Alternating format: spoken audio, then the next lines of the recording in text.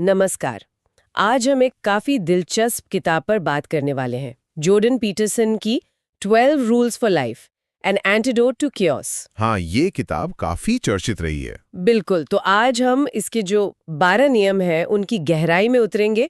मतलब सिर्फ लिस्ट नहीं देखेंगे, बल्कि समझेंगे कि ये नियम जीवन की जो उथल-पुथल है, जिसे पीटरसन chaos कहते हैं, उससे निपटने में कैसे मदद कर सकते हैं। सही कहा। पीटरसन जो क्लिनिकल साइकोलॉजिस्ट हैं, वो इसी सवाल से जूझते हैं कि भाई जीवन इतना मुश्किल क्यों है, दुख क्यों है।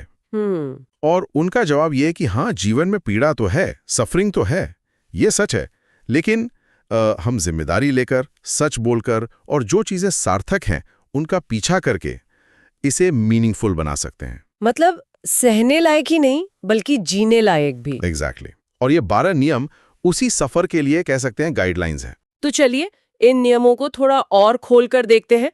शायद कुछ थीम्स में बांटकर देखें तो और अच्छा रहेगा। हाँ, ये अच्छा आइडिया है। जैसे एक बड़ा थीम जो मुझे दिखता है वो है व्यक्तिगत जिम्मेदारी लेना और असलियत का सामना करना। अच्छा, इसमें शुरू के कुछ नियम बहुत फिट बैठते हैं। जैसे पहला वाला, stand up straight with your shoulders back, मतलब कंधे सीधे रख के खड़े हों। ये तो सुनने में बड़ी आम सी फिजिकल सलाह लगती है। हाँ, लगती है, लेकिन पीटरसन के लिए इसका मतलब बहुत बहुत गहरा है। अच्छा। कैसे? ये सिर्फ अच्छा दिखने के लिए नहीं है, वो इसे एक तरह से अस्तित्व के लेवल पर देखते हैं। सीधे खड़े होना ये दुनिया की चुनौतियों का सामना करने की आपकी जो इच्छा है ना, उसका शारीरिक प्रतीक है। ओह। आपका शरीर आपके दिमाग को सिग्नल भेजता है कि हाँ, मैं तैयार हूं, मैं सक्षम हूं। उन्होंने लॉबस्टर्स का उदाहरण भी दिया है हाँ, मैंने पढ़ा है वो। कि जो लॉबस्टर लड़ाई जीतता है वो तन कर चलता है, उसका सेरोटोनिन लेवल बढ़ जाता है, और हारने वाला वो सिकुड़ जाता है। तो ये सिर्फ पॉस्चर नहीं, ये आपकी पूरी केमिस्ट्री, आपकी मानसिकता से जुड़ा है।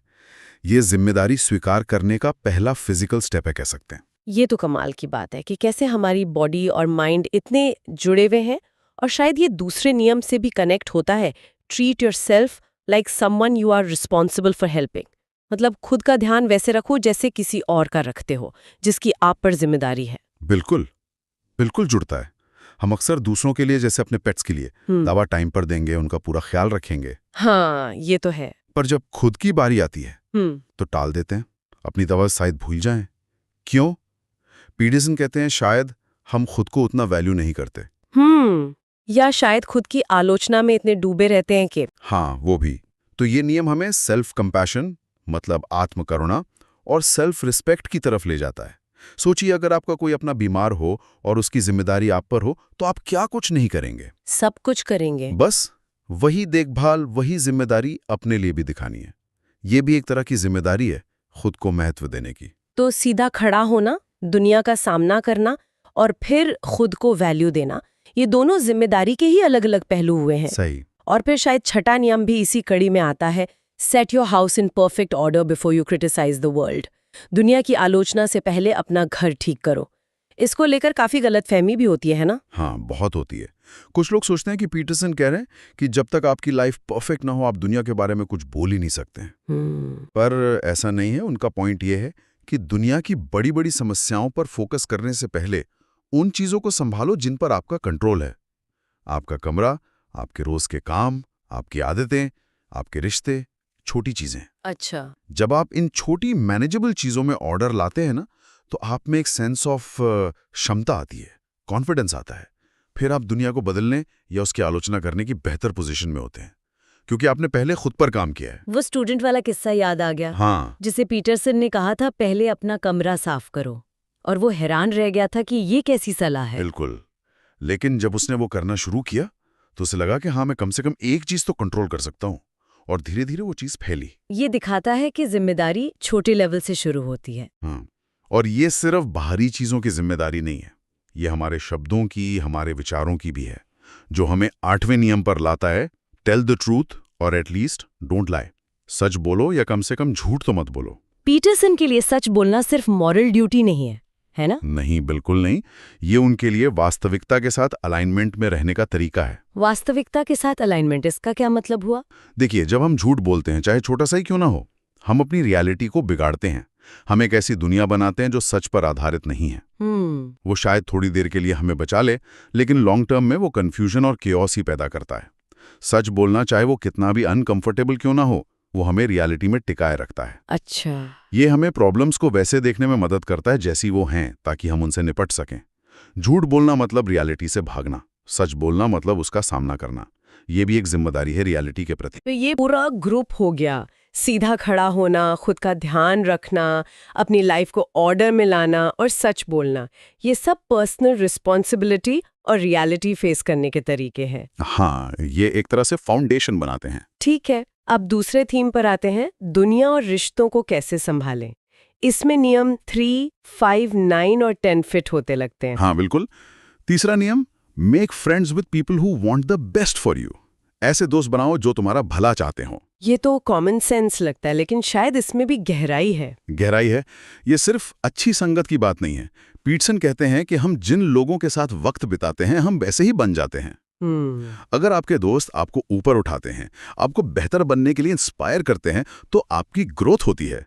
लेकिन अगर वो आपको नीचे खींचते हैं, आपकी एम्बिशन का मजाक उड़ाते हैं या आपको गलत आदतों में डालते हैं, तो वो आपकी एनर्जी खत्म कर देते हैं। एग्जैक्टली। तो ऐसे दोस्त चुनना जो आपका बेस्ट चाहते हैं, ये भी एक तरह से रूल 2 खुद की देखभाल का ही एक्सटेंशन है। ये अपने लिए सही माहौल चुनना है। और रिश्तों की बात हो रही है तो रूल 5 पर आते हैं, do not let your children do anything that makes you dislike them. अपने बच्चों को ऐसा कुछ मत करने दो जिससे वो तुम्हें नापसंद लगने लगे। ये थोड़ा स्ट्रांग लगता है। हाँ, सुनने में थोड़ा अजीब लग सकता है, लेकिन इसका कोर आइडिया पेरेंटिंग से भी बड़ा है। ये है सीमाएं तय करना, बाउंड्री सेट करना। अच्छा। पीटरसन का तर्क है कि बच्चे हों या बड़े, उन्हें सीमाओं की जरूरत होती है। उसी में वो सेफ फील करते हैं और सीखते हैं। जब पेरेंट्स बच्चों के बुरे बर्ताव को अनदेखा करते हैं, ये सोचकर के प्यार है, तो वो बच्चे असल में समाज में फिट होना नहीं सीखते। और फिर वो दूसरों को पसंद नहीं आते। हाँ, और शायद खुद को भी नहीं। पीटरसन के लिए अनुशासन नफरत नहीं, बल्कि केयर और प्यार का ही एक रूप है। ये नियम हमें सिखाता है कि हर रिश्ते में हेल्दी बाउंड्रीज जरूरी हैं, तभी रिस्पेक्ट बनी रहती है। बाउंड्रीज और क्लैरिटी, ये मुझे 10वें नियम की याद दिला रहा है। Be precise in your speech. अपनी बात साफ साफ कहो। ये कैसे मदद करता है? ओह, ये बहुत जरूरी है। पीटरसन कहते हैं कि हम अक्सर अस्पष्ट भाषा का इस्तेमाल करते हैं, जैसे मुझे अच्छा नहीं लग रहा या सब गड़बड़ है। हाँ, करते हैं। लेकिन जब तक आप प्रॉब्लम को डिफाइन नहीं करते, उसे नाम नहीं देते, तब तक आप उसे सॉल्व कैसे करेंगे? तो अपनी प्रॉब्लम्स, अपनी इच्छाएं, अपनी सीमाएं, इनको क्लियरली सटीक शब्दों में कहना सीखो। इससे खुद को भी क्लैरिटी मिलती है और दूसरों को भी। बिल्कुल। अस्पष्टता से कंफ्यूजन और झगड़े होते हैं, क्लैरिटी से समझ और समाधान निकलते हैं। ये मिसअंडरस्टैंडिंग कम करने का तरीका है। तो साफ बोलना जरूरी है, और शायद उतना ही जरूरी है ध्यान से सुनना। जो 9वां नियम है, Assume that the person you're listening to might know something you don't. ये मानकर सुनो कि सामने वाले को शायद कुछ ऐसा पता हो जो आपको नहीं पता। हाँ, आज के ज़माने में तो ये बहुत ही रेलेवेंट है। हर कोई बस बोलना चाहता है। सही कहा। पीटरसन कहते हैं कि जब आप ये मानकर सुनते हैं कि आप कुछ सीख सकते हैं, तो आप डिफेंसिव नहीं होते हैं। हाँ। आप खुले दिमाग से सुनते हैं, सवाल पूछते हैं, समझने की कोशिश करते हैं। इससे लर्निंग होती है। लर्निंग भी होती है और सामने वाले को रिस्पेक्ट भी महसूस होती है। ये ईगो को साइड में रखकर ज्ञान पाने का तरीका है। हर इंसान का अपना एक्सपीरियंस है, अपना नजरिया है, कुछ ना कुछ तो सीखने को मिलेगा ही। ये विनम्रता है। तो ये नियम, अच्छे दोस्त, सीमाएं, स्पष्ट बोलना, ध्यान से सुनना, ये सब हमें सोशल वर्ल्ड में नेविगेट करने में मदद करते हैं। हाँ बिल्कुल। अब आते हैं तीसरे और शायद सबसे गहरे विषय पर, अराजकता के बीच अर्थ कैसे खोजें। इसमें नियम 4, 7, 11 और 12 आते हैं। हाँ, ये पीटरसन की फिलॉसफी का कोर है। चौथा नियम, compare yourself to who you were yesterday, not to who someone else is today. अपनी तुलना कल के खुद से करो, आज के किसी और से नहीं। उफ, ये कहना जितना आसान है, करना उतना ही मुश्किल। सोशल मीडिया पर तो यही चलता रहता है। बिल्कुल। और पीटरसन इसे खुशी का चोर कहते हैं। हमेशा कोई ना कोई आपसे किसी ना किसी चीज में बेहतर होगा ही। अगर आप दूसरों को देखते रहेंगे तो हमेशा कम ही महसूस करेंगे। असली प्रोग्रेस का मीटर आप खुद हैं। क्या आप कल से थोड़ा बेहतर हुए? क्या कुछ नया सीखा? क्या अपने गोल के थोड़ा करीब पहुंचे? ये आपको बाहरी कंपैरिजन के जाल से निकालकर अपनी इंटरनल ग्रोथ पर फोकस करवाता है। ये ज्यादा टिकाऊ तरीका लगता है। हाँ, और कंट्रोल भी आपके हाथ में रहता है। इसी से जुड़ता है 7वां नियम, pursue what is meaningful, not what is expedient. उसका पीछा करो जो सार्थक हो, ना कि उसका जो बस आसान या सुविधाजनक हो। यहाँ सार्थक का क्या मतलब है पीटरसन के लिए? सार्थक मतलब वो काम, वो लक्ष्य जो आपके डीप वैल्यूज से मैच करता हो, जो आपको जिम्मेदारी उठाने के लिए प्रेरित करे, भले ही वो मुश्किल हो। सुविधाजनक मतलब शॉर्टकट, आसान रास्ता, जिससे शायद फौरी फायदा मिल जाए पर गहरा संतोष नहीं।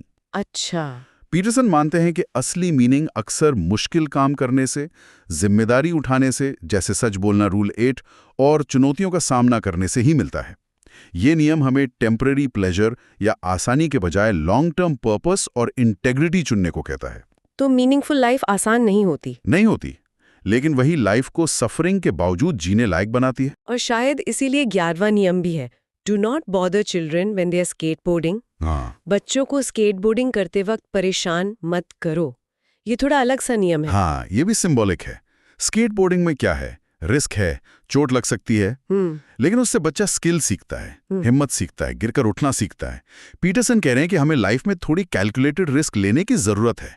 ओवर प्रोटेक्टिव होना ग्रोथ को रोकता है, बच्चों की भी और शायद अपनी भी। बिल्कुल। असली ग्रोथ, असली क्षमता तो कंफर्ट जोन के बाहर ही बनती है। ये नियम हमें करेज और कॉम्पिटेंस डेवलप करने के लिए चैलेंजेस की जरूरत को समझने को कहता है। डर में जीने से बेहतर है हिम्मत से जीना। ये बात समझ आई। तो जीवन में अर्थ के लिए जिम्मेदारी, सच्चाई, खुद से मुकाबला, सार्थक लक्ष्य और चुनौतियों का सामना, ये सब जरूरी है। हाँ, लेकिन जीवन सिर्फ सीरियस और मुश्किल तो नहीं हो सकता। यहीं शायद 12वां नियम आता है, pet a cat when you encounter one on the street. रास्ते में बिल्ली मिले तो उसे प्यार करो। ये बड़ा पोएटिक है। हाँ, ये बहुत खूबसूरत नियम है। ये सिंबल है जीवन की मुश्किलों और केओस के बीच जो छोटे छोटे ब्यूटी और जॉय के मोमेंट्स हैं, उन्हें अप्रिशिएट करने का। अच्छा। पीटरसन याद दिलाते हैं कि देखो, दुख और दर्द तो जीवन का हिस्सा है, वो रहेंगे, लेकिन साथ ही दुनिया में छोटी छोटी अच्छी चीजें भी हैं। सुंदरता है, कनेक्शन है, बिल्ली को सहलाना, कोई अच्छी कॉफी पीना, सनसेट देखना, किसी अपने के साथ हंसना। ये छोटे छोटे पल जरूरी हैं। ये लाइफ की हार्डशिप को बैलेंस करते हैं। ये नियम कहता है कि परफेक्ट मोमेंट का इंतजार मत करो। जो अभी अच्छा है, जो सुंदर है, उस पर ध्यान दो, उसे एंजॉय करो। एक तरह से ग्रैटिट्यूड। वाह। तो इन सभी 12 नियमों को अगर हम एक साथ देखें तो कोई एक सेंट्रल मैसेज है जो सबको जोड़ता है। मुझे लगता है 2 मुख्य धागे हैं। पहला, जो हमने बार बार कहा, जिम्मेदारी, रिस्पॉन्सिबिलिटी। पीटरसन लगातार कहते हैं कि अपनी लाइफ की, अपने थॉट्स की, अपने एक्शंस की जिम्मेदारी लो। ब्लेम गेम खेलने या विक्टिम बने रहने से बात नहीं बनेगी। जिम्मेदारी। और दूसरा है अर्थ, मीनिंग।